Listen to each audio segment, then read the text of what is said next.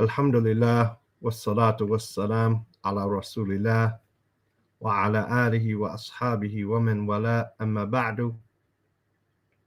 Inshallah ta'ala, we have not made our schedule yet, and I know I'm going live without any notice, but that is because what I am doing now is some preliminary work that will probably be needed to be referred to until people memorize it or write it down. And the first thing that we want to go over is the rumuz of this book. The rumuz meaning the abbreviations that are being used. So whenever we look into a hadith, we will see, and I'll scroll down real quick, inshallah, to the first hadith or section. We'll see here this qaf. What does this qaf mean? What does this kha? What does this mean? And so on, right? What does this ta, this jim ha? What does this mean? Inshallah ta'ala, we're going to go over that in this sitting. One more page. Here we go. So when we see kha, then this means al-Bukhari. This means al-Bukhari. And these rumuz, or these abbreviations, they're important to know because not every scholar will use the exact same rumuz or the same rums for every book. And so here he's giving you his terminology so that when you're looking in his book, likewise, this is for every book. We should know the terminology of the author that is writing so that we understand it. Sometimes the word sunnah can mean aqidah. Sometimes it can mean the practices of the Prophet sallallahu alaihi wasallam. Sometimes the word sunnah can mean mustahab or recommended, depending on who's writing the book. And so it's important to understand the terminology. Many people used to say, that's a nice sunnah. That's a nice sunnah, meaning my beard. No, it's a nice fard. It's a nice fard. It's an obligation. Anyway, when we see the term khaf, then this is from the Bukhari. So let's see here. Let me see if I can just get and draw on it for us here. Khaf is Bukhari. Khaf is Bukhari. The next thing we have here, meme, is for Muslim. Meme is for Muslim. And this qaf that we saw in the beginning of the hadith shows that it is muttafaqun alayh. This qaf here from the muttafaq, meaning it's muttafaqun alayhi. Both Bukhari and Muslim agree with it. Both Bukhari and Muslim agree with it. And then the kha here, which is not complete, which is not completed, then this is from the mu'allaqat of al-Bukhari, meaning those hadith which he brings in his sahih, which are not numbered, and they are used in the chapter titles. They're used in the chapter titles. The tabweeb of al-Bukhari, they're called the mu'allaqat, those things which he left hanging. He did not bring a chain for them. These hadith in general, they're authentic. However, they did not meet the standards of Al-Imam al-Bukhari in his Sahih that he set for his Sahih. So he did not bring the chain in order to try to prove their authenticity, but they are authentic, at least. And Ibn Hajar rahimahullah, he has a book called Taghliq al-Ta'liq, the closing of the those that are hanging, right? And he brings the chain of narrations for them, showing that they're authentic. Now, an important note that we want to make here, that up until here,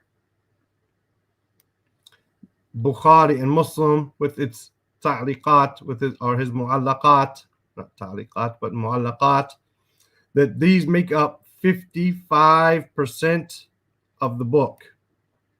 55% of this book, Mu'allim as-Sunnah, and I don't have my pen right now. Wish I knew where it was. 55% of this is made up of Bukhari and Muslim. So we know that 55% of this book is authentic. And we're going to not only talk about these abbreviations as we go, but we're going to talk about when it's not from Bukhari and Muslim, and it's in Sunan Abi Dawud, or Tirmidhi, or the Sunan al-Kubra of al-Bayhaqi, and so on and so forth. Who graded them hadith? Who graded them to be authentic, sahih, or hasan? Is it Sālih ibn Ahmad ash-Shāmī, the author himself, or other than him? And we'll see that it is other than him in just a few minutes. Now, after the Sahihain, Bukhari, Muslim, then we have Sunan Abu Dawud. This is easy. The dal is for Abu Dawud. But it could be for a Darimi. As we see down here, this dal here. It could be for a Darimi. Right? It could be for Musnad. Right? It could be. But it's not. It's for Sunan Abu Dawud. Sunan Abi Dawud. The next ta is for at-Tirmidhi. It's pretty clear. At-Tirmidhi. The next is the noon, which is for an-Nasa'i. Right? And sometimes other people, they use a qaf because he's from, or Ibn Majah, they use a qaf for Ibn Majah because he's from Qayrawan, or Qazwini rather, Qazwin. He's from Qazwin. So they use a qaf for being from Qazwin, al-Qazwini. But here, the noon is for Nasa'i and the Jim Ha is for Ibn Majah. And just as a side note, then this does not have a ta marbuta. It's Majah, and it always has a sukoon on it. Always. It's a foreign name, and it always has a sukoon. So it's never Ibn Majah, Ibn Majah, Ibn Majah, no, Ibn Majah, khalas. Now these books are known as the Kutub as-Sitta, the 6 books. Whenever any of these 4 books are referred to as being Sahih or Hasan inside of this book here, this is from Al-Albani.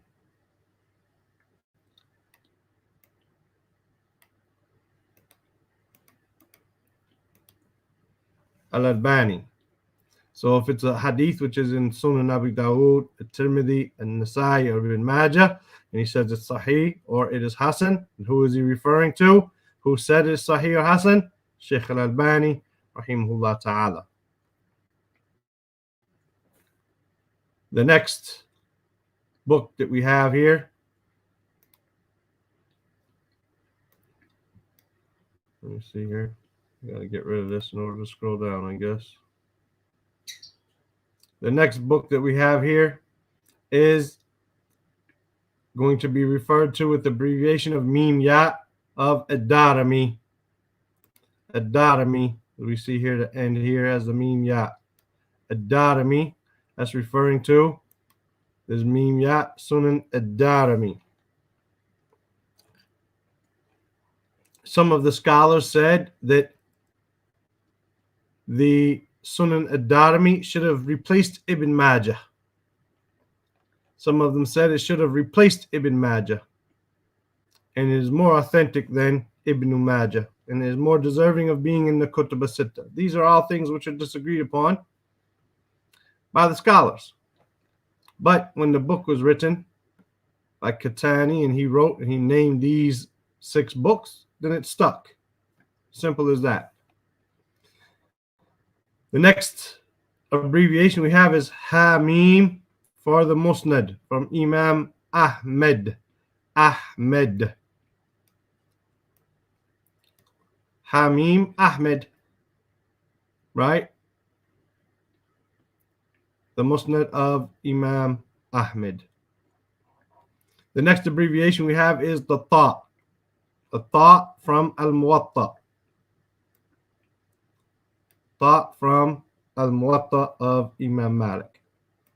Now, whenever a hadith is in Sunan al-Darimi and it is graded as Sahih or Hasan, then the one who graded it such is Shu'aib al-Arnaut. Shu'aib al-Arnaut. Without my pen, it's not easy to write right now. Shu'aib al-Arnaut. If it's in the Musnad of Imam Ahmed, no, I'm sorry. For the Musnad of Imam Ahmed is Shu'aib al-Arnaut. For the Sunan of al-Darimi, it's Hussein Salim Asad al-Darani. Hussein Salim Asad al-Darani.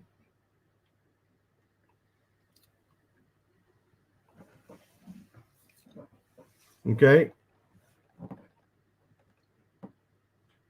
Then for the Muwatta of Imam Malik, if it says it is Sahih or Hasan, or even if it was graded Da'if in this PDF that is inside the description of the first video, this one that we're using because we don't have a PDF of the newer print where the weak hadith were removed, and we'll talk about that as well. Then if it's graded as such, then in the Muwatta of Imam Malik, it's by Abdul Qadir al-Arnaut. Abdul Qadir al-Arnaut. Now these 3 books, along with the previous 6, are known as the Kutub al-Tis'ah. The Kutub al-Tis'ah.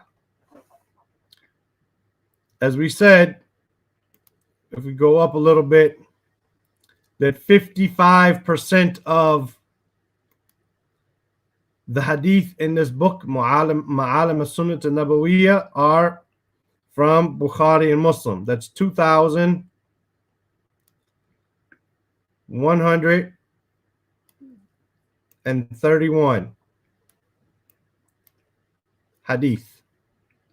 How many are in the whole book? 3,921. How many are in Bukhari and Muslim? 2,131. 55%. Now, when we get down to the Kutub al-Tis'ah, the 9 books, Bukhari, Muslim, Abu Dawud, At-Tirmidhi, Nasai, Ibn Majah, Ad-Darimi, the Musnad of Imam Ahmed, and the Muwatta of Al-Imam Malik, then these 9 books make up 94% of the book. 94%. Or 3,691 hadith.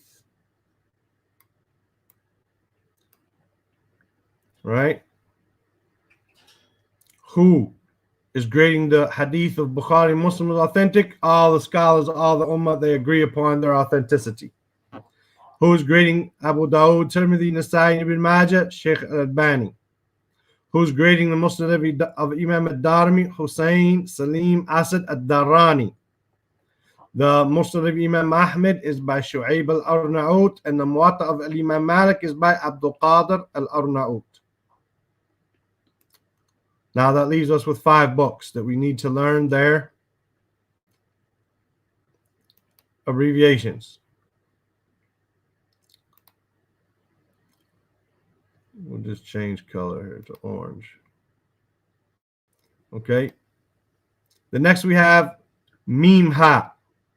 Don't get it confused with Jim Ha from Majah, but Mim Ha from Ibn Khuzaymah.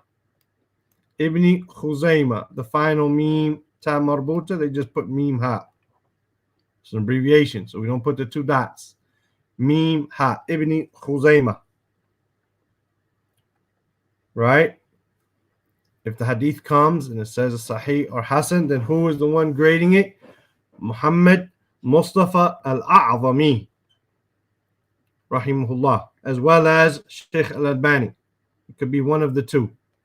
When it comes to the Sahih of Ibn Khuzaymah, the one who's saying it's authentic inside of here is Muhammad Mustafa Al-A'zami and Shaykh Al-Albani. The next we have Sahih Ibn Hibban, Ha-Ba, Ha-Ba, from the beginning of his name, Hibban, right? Ha-Ba. Who's grading these authentic?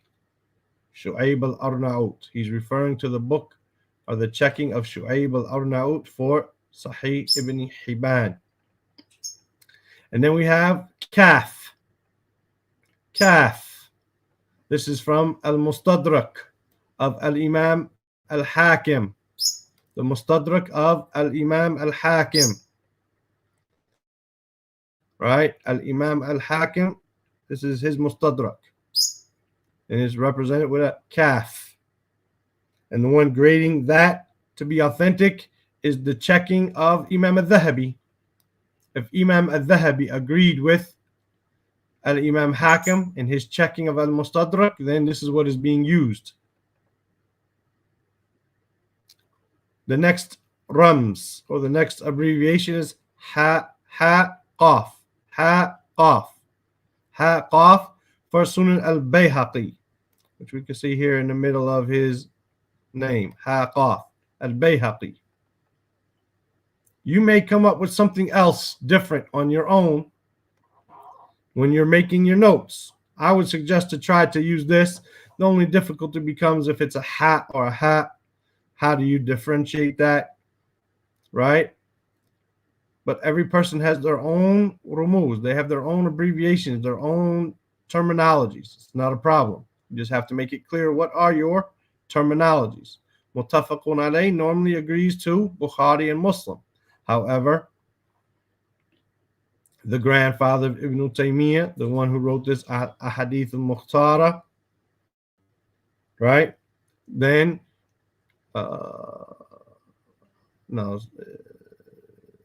then he uses muttafaqun alayh for the Musnad Imam Ahmed, as well as Bukhari and Muslim. Ala kulli hal. The next abbreviation we have is, and who checked this? Al-Bayhaqi.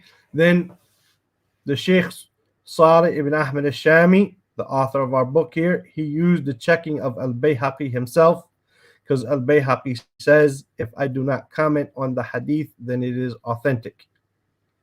Then it is authentic. And so if the hadith was not commented on, then he used these as being authentic. So it's either Sahih or Hasan, according to Imam Al-Bayhaqi himself, who graded some of the hadith he narrated as being weak, and he commented upon those. The last abbreviation we have here is the Al-Ahadith Al-Mukhtara, right, which is Mim Kha. As we can see, Mukhtara, Mim Kha. And the checking of this book is done by Abdul Malik ibn Duhaysh. Abdul Malik ibn Duhaysh. And this information can be found in the introduction above this. If you download the PDF is found in the description of the first video. And maybe I'll try to put it in the first 2 or 3 videos. After that, then it's upon the student to do some effort, not me to be doing it all the time. Now, these 14 books, as we said before, have 3,921 hadith in total. These 5 books have how many? If the first 9 books have 3,691 hadith, or 94% of the book, how many hadith do we find in these 5 books? Is anyone able to answer that? I see the questions here. Inshallah, we'll deal with them in time. The last two removes or abbreviation that we want to talk about is a ta, meaning a ta'liq, right? A ta'liq, right? And we can see that this is a little bit different. Tirmidhi has the same thing. However, this ta is going to be used in a different place. And this means that this is a footnote by the author himself. 230. Exactly. Naveen Ahmed says 230. And that's exactly the answer. 230 hadith left inside of these 5 books. These 5, 230. So we see that the majority of the Sunnah of the Prophet ﷺ can be found in those 9 books. And even outside of these 14 books, there are others, but the majority has been brought inside of these 14 books. And you will have covered the majority of the Sunnah of the Prophet ﷺ by reading this book. So 3,921 hadith. Right? Now, these hadith have 230 hadith are in coming from these 5 books. However, the number of hadith inside these 5 books total is 46,741. So these 5 books have 46,741 hadith. However, if you take out the repetitions, both those scientific repetitions, which we said have the exact same wording and the exact same narrator, and then we take out the realistic repetitions, if we want to call them that, which it might be the same narrator, but the hadith is the same, then there are only 230 hadith out of these 46,741 that are not in the first 9 books. SubhanAllah. Okay, now, as we said, 3,921 taken out of 114,000. 194 hadith. That means 3,921 is 3.4% of that number. So only 3.4% of these 114,000 hadith, which are all 14 books, are not repetitious. The rest of them are all repetitious. The rest of them are all repetitious. So out of these, you can see where Imam Bukhari said, I chose my Sahih from 600,000 hadith. Imam Abu Dawood, 500,000 hadith. Shaykh Imam Ahmed from 750,000 hadith, and he memorized 1,000,000 hadith. And he chose for his Sunan, for his Musnad, close to 30,000 hadith. So we see how they could have so many hadith and then they be reduced to such smaller numbers by repetitions of chains. And then, so we see the work that was put in here for us, that we don't have to read 114,194 hadith in order to gather what the Prophet ﷺ said for us. Rather, Sālih ibn Ahmed ash-Shāmī has done that for us, and he has gathered them down to 3,921 hadith, just 3.4% of that book. So you can see the time that he has saved us.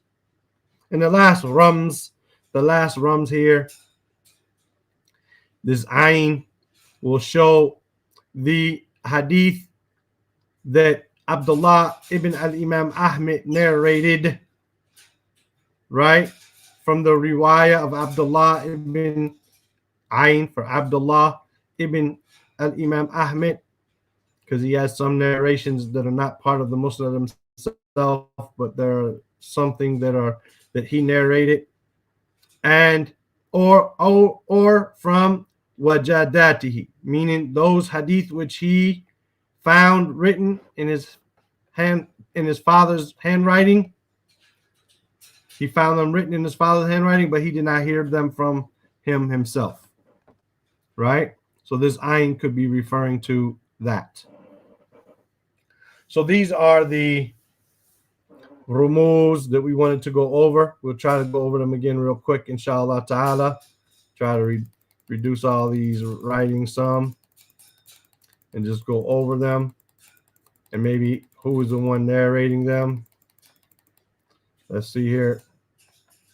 We have al-Khaf for al-Bukhari, Mim for Muslim, the Qaf, I said Khaf, I said Khaf here, but the Kha for al-Bukhari, the Mim for Muslim, the Qaf for Muttafaqun alayh, meaning it's agreed upon. It's in both of them. And these hadith are always brought first inside of the chapters.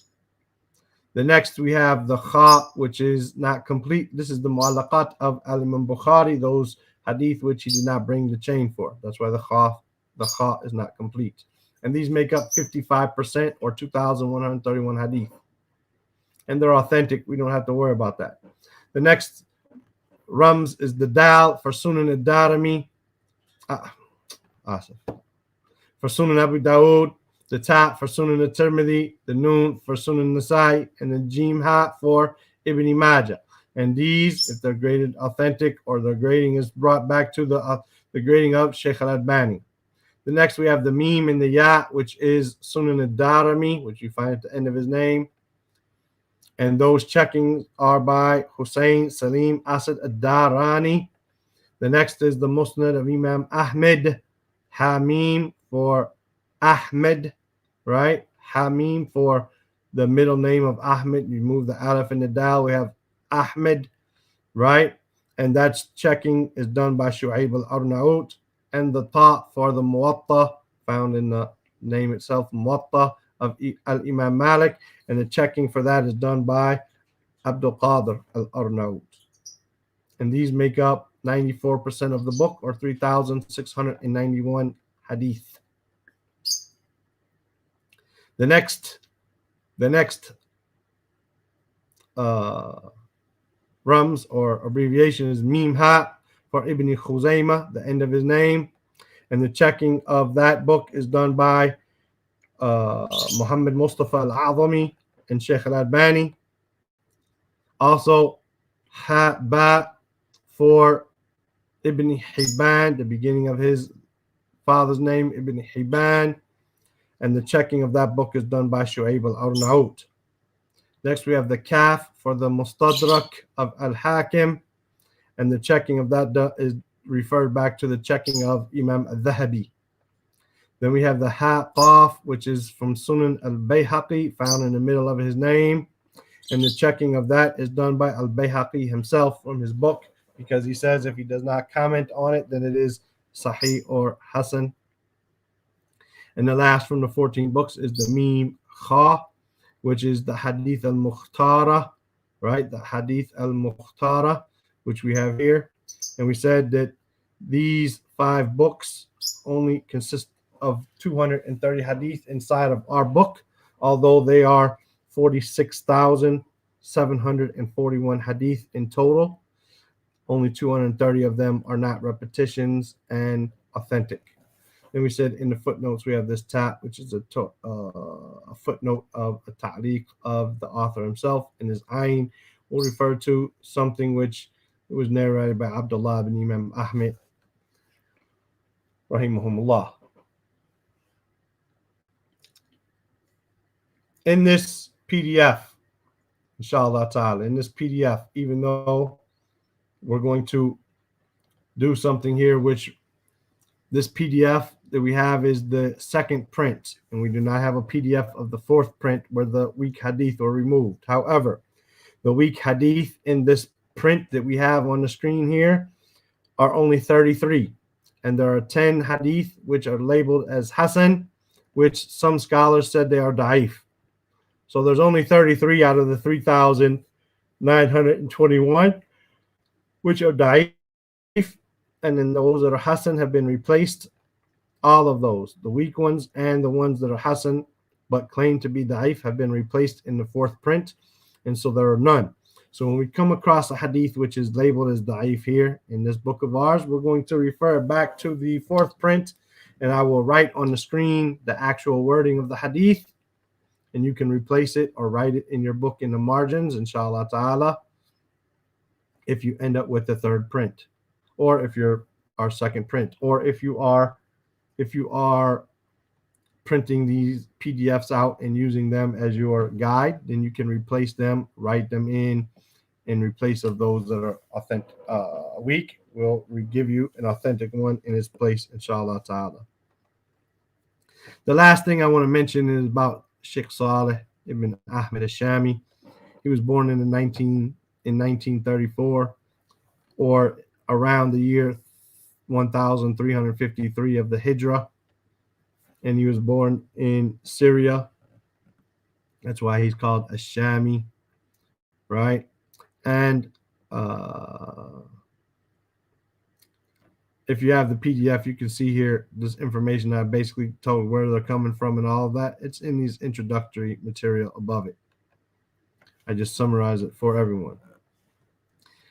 For someone who might say, who is he? We don't know anything about him. Then there's a lot of people we don't know about. We probably, most people who are taking this in English probably never even heard of the Hadith al-Mukhtara of al-Maqdisi. Probably never even heard of it, right? However, that's their fault. They need to learn, right? It's not necessarily a fault, but if they're going to be blameworthy, who is this? Never heard of that. It's your fault. You're not well read. Inshallah, we're going to become well read. We're going to learn Arabic through reading these hadith, become close to the Sunnah of the Prophet sallallahu alaihi wasallam, and we're going to become well read, inshallah ta'ala. Anyway, he has a number of books. First, he did al-Jami' bayna Sahihain. He gathered the hadith between the kind of like al-Lu'lu wal-Marjan, al-Jami' bayna Sahihain. He brought the hadith of Bukhari and Muslim together, got rid of the repetitions, and just left those hadith. That's in 2 volumes. He also did the Zawaid of the Sunan ala Sahihain. He took the hadith which are not in the Sahihain but are found in Abu Dawood, Tirmidhi, and Nasa'i, and Ibn Majah, and he put them in a book. Those are 9 volumes. Then he did the Zawaid of Imam Ahmed, of al-Muwatta, and of Imam Ahmed upon those 6 books, and that was in 3 volumes. And of course, he's got notes and checking and all that. It's not just straight hadith, it's notes and checking and comments and so on. Then he did the Zawaid of Sunan al-Kubra lil-Bayhaqi ala Kutub al-Sitta. So then he did, after the Zawaid of the Muwatta and the Zawaid of the Musnad, he did the Zawaid of Sunan al-Kubra and al-Bayhaqi, right? Of al-Bayhaqi over the Kutub al-Sitta. And he did that in 3 volumes. Then he did next the Zawaid ibn Khuzaymah wa ibn Hibban wa Mustadrak ala Kutub al-Tis'a. So he did the additional hadith which are not found in the first 9 books, meaning Bukhari, Muslim, Abu Dawood, Tirmidhi, and Nasa'i, Ibn Majah, Muwatta, Imam Malik, Muslim, Imam Ahmed, and Ad-Darimi. Then what he did there is he did that in 3 volumes. What is found in Ibn Khuzaymah, Ibn Hibban, in the Mustadrak of al-Hakim. He did that in 3 volumes. And then he did the Zawaid of the Hadith al-Mukhtara, the Hadith of al-Maqdisi here, the book of al-Maqdisi, which we have in 1 volume. And he did Jami' al-Usul al-Tis'a. He gathered all of the books, the first 9 books that we go up there from there, Muwatta, Imam Malik, up, right, in 14 volumes. And here we have this Ma'alim as-Sunnah al-Nabawiyya in 3 volumes. So his efforts in hadith are well known and respected, inshallah ta'ala. And inshallah ta'ala, he is Salafi in his Aqidah. There's been some talk about him. He said this or he said that in previous sittings, or someone mistook or misunderstood some things that he might have did in some of his books, and he made a clarification, a written clarification of that. I've seen it with my own eyes and read it, that why he did what he did, and it is authentic. Inshallah ta'ala, there's no doubt about who Sālih ibn Ahmed ash-Shāmī is. Now, we're going to conclude here. I'll answer these questions, inshallah ta'ala. And there's something that people can refer back to on a regular basis. The question is, are we going to always have the class at the same time and on which days?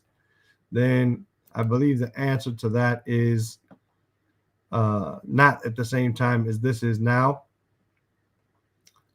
I believe that I want to have the class at 7 a.m. Kuwait time or Mecca time, 7 a.m. and do it on Mondays and Thursdays, al-Ithnain and al-Khamis. Al-Ithnain and al-Khamis, Mondays and Thursdays. And we're going to read the hadith. We're going to, if a word, maybe tell the root of a word so someone can look it up where they can find it like this, so they can know the meaning of the word. And then we're going to read on. It's not going to be a complete Arabic lesson where we break it down and tell the Arab of the hadith and all of this, nor is it going to be a sharh, an explanation of the hadith, but rather it will be just a reading of the hadith. My goal is not to become your teacher. My goal is not to become your sheikh, your ustad. My goal is to try to get you familiar with the hadith of the Prophet ﷺ first and foremost, but secondary would be to bring the Arabic language closer to you so that you could read these hadith on your own. And that when you start to read them on your own and you understand them, then you can start to branch out and go further and further. And my goal is to try to direct you towards the mashayikh and get you there. If you want the explanation of these hadith in English, then I will be honest, I don't have the ability nor the time to go through all of these books to give you all of that. However, if there's a problem in the hadith and the sheikh doesn't address it himself, then we will translate the hadith accordingly, according to the sunnah of the Prophet ﷺ, not just a raw Arabic, rough word for word translation, but we'll give the hadith its proper due. And if you want to know the explanation of it and this and that, then this is another class. And this is for, once you learn Arabic, or if it's something that's that important to you, that you can ask your local teacher, inshallah ta'ala. To everyone who said assalamu alaikum wa alaikum salam wa rahmatullahi wa barakatuh, Abdullah, Abu Abbas, Naveen, everyone who said wa yakum for answering your question, Millati Ibrahim, wa alaikum salam. It's a good breakdown. It's just a breakdown of the author here. All this information I said here can be found in his introductions. I just tried to make it short so that when we do go through the hadith and we see the ta and the dal and the noon and the jim ha and the mim ya and the hamim, who is it referring to? I'm going to say it. I'm going to say Hamim Ahmed, but I'm not going to, break it down why and who did the checking and it says it's authentic. Who said it's authentic? Well, we already talked about that in this class here entitled Introductory Notes before we begin. Any other questions before we close out, inshallah ta'ala? I know I'm on two screens here, so I know when I'm looking, sometimes it looks like I'm looking up here or here, whichever way, but that's just the result of the setup. Somebody has a question. Let me see. I gotta scroll up here. How do I do this? I benefited from the Mattoon series a lot. Will you go through them again? No. If you benefited from them, then you can. The audio, wallahi, the audios are there. The audios are there. The audios are there. And I mean, if someone has a question that I missed a word or I said a word wrong or I wasn't clear, then I usually answer the same day. If someone leaves a note, I'm on my phone way too much, and I have the YouTube Creators app open. If someone asks me a question, I answer it, even about the videos that are years old. And so if there's something there, other than that, inshallah ta'ala, it's there. We want to try to do more work. Now, would I do it again in the future in a real live setting with real students in my community, in my city where I'm from? Possibly. But do it online again? No, because it's already there and it's available. We want to try to provide more information, more opportunities through different works, inshallah ta'ala. Do I know Ustad Abdulaziz Al-Haqqan? Naam, I know him. Naam. Allah yahfadhu. The next lesson is going to be, inshallah ta'ala,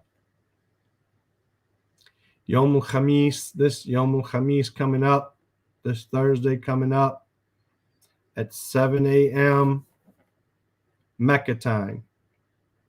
7 a.m. Mecca time.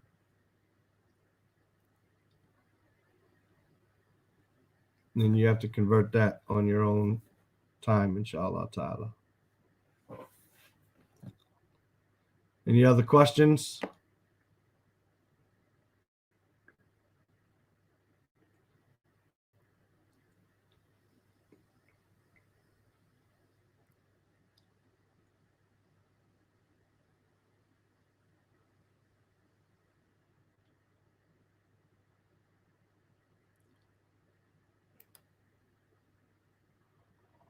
Let me see if there's anything. I don't believe so, but let's just check.